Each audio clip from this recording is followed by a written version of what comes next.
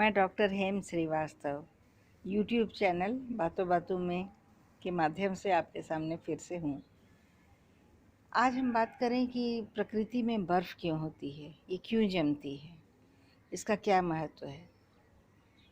प्रकृति में पानी 3 रूपों में होता है, ठोस, द्रव और गैस। जो ठोस वाला रूप है वो है बर्फ़।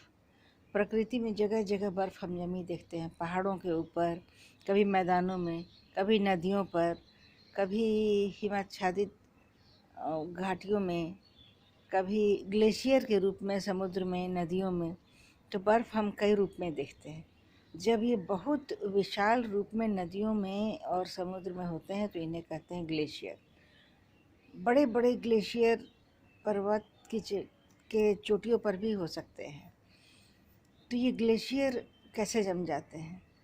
तो ठंडक में हवा का तापमान इतना कम रहता है और प्रेशर भी कम हो जाता है, जिसके के कारण बर्फ़ जमती है।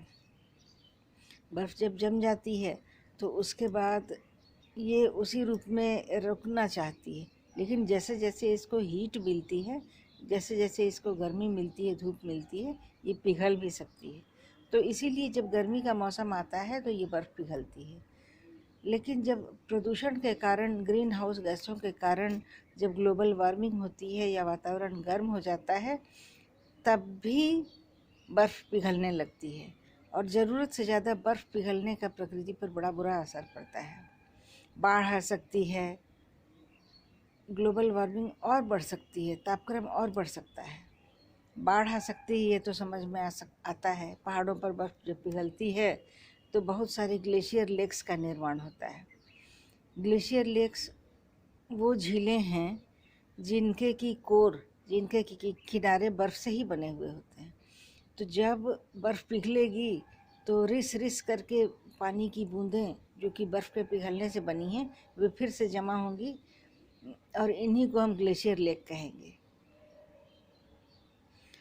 तो अब इनका जो कोर है या मार्जिन है वो भी बर्फ़ का बना होता है। तो जहाँ गर्मी बढ़ेगी, ग्लोबल वार्मिंग हो, प्रदूषण हो, कोई भी बात हो, तो जहाँ पर भी बर्फ़ पिघलेगी वहाँ पर कोर के टूटने का खतरा होगा। उसका किनारा, झीलों का मार्जिन जहाँ टूटा, वो भी पहाड़ों के ऊपर। आप समझिए कि एक पहाड़ श्रृंखला पर सैकड़ों ग्लेशियर लेक्स हो सकती हैं।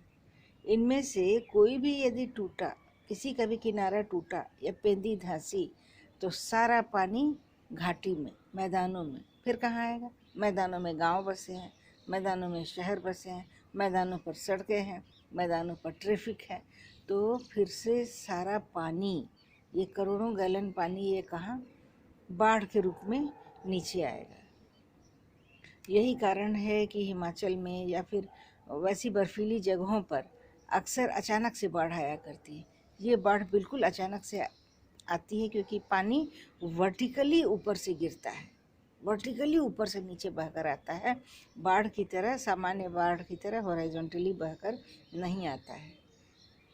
तो अगर प्रकृति में अनावश्यक वार्मिंग हो रही है, प्रदूषण हो रहा है, जिसके के चलते धूप अपना असर दिखा रही है, तो ये बाढ़ बहुत भयंकर हो सकती है। फिर ग्लेशियर का काम क्या है? तो ये जो ग्लेशियर हैं, ये स्टोर हाउस ऑफ ठंडक है। ये ठंडक का खजाना है, ये ठंडक की तिजोरी है। जब गर्मी के मौसम में हर तरफ गर्मी ही गर्मी होगी, तब यही बर्फ़ जो कि कोने कोने में कहीं कहीं कहीं कहीं जमा है, या समुद्र की तलहटी में जमा है, या समुद्र की तलहटी से लेके ऊपर तक जमा है, या समुद्र में तैर रहा है, तो यही बर्फ़ उस समय तापमान संतुलन का काम करेगी। पृथ्वी के तापक्रम को 70 डिग्री 80 डिग्री अगर होने से कोई रोकता है, तो उसमें बहुत बड़ी भूमिका इस बर्फ़ की है, जो जहाँ तहाँ जाड़ों के मौसम में ही बन गई थी और छिप करके इकट्ठा हो रही है। तो इस बर्फ़ का कितना बड़ा रोल है, ऐसे पता नहीं चलता है कि इसका क्या रोल है। लेकिन जहाँ ग्लोबल वार्मिंग हम देखते हैं कि अब तापक्रम 40 पार कर गया अप्रैल में, मई में, और फिर 50 को छूने लगा, तो वैसी हालत में अगर 50 से ऊपर नहीं जाता है, 50, 70, 80 या 60 नहीं हो जाता है, जिसमें कि आदमी सर्वाइव ही नहीं कर सकता है, तो आप समझ लीजिए कि कहीं ना कहीं दूर का कोई रक्षक है, दूर से रक्षा हो रही है।